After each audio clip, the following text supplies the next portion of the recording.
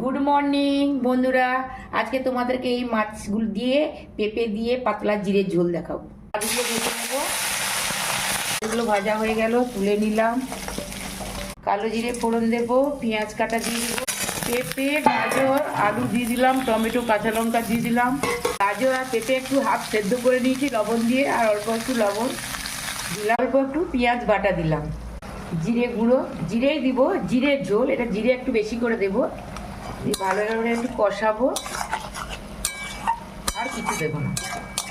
হলুদ দিতে ভুলে গেছি, এই যে হলুদ একটু দিয়ে দিলাম, দিয়ে ভালো করে কষাবো। হলুদ দিয়েছি, কষানো হয়ে গেল। এবার জল দিয়ে দেব।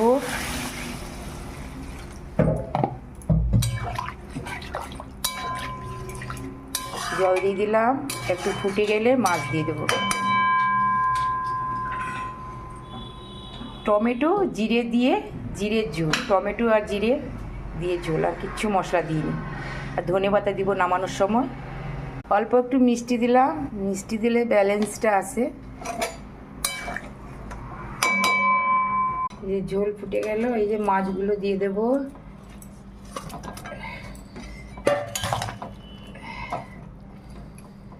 ঝোল ফুটে গেল, ঝোল হয়ে গেল। এই যে নামানোর আগে একটু ধনেপাতা দিয়ে দিলাম, ধনেপাতা দিলে খুব টেস্ট হয়। আমার রান্না যদি ভালো লাগে, নতুন চ্যানেলটাকে সাবস্ক্রাইব করা অনুরোধ থাকলো বন্ধুদের কাছে।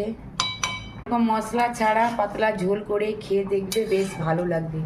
আদা ছাড়া, জিরে ধনে আর পেঁয়াজ কাটা আর টমেটো, আর কিছু দিতে হবে না। এটাই খেলে খুব ভালো, শরীর পক্ষেও খুব ভালো। করে খেয়ে দেখো বন্ধুরা, খুব ভালো লাগবে।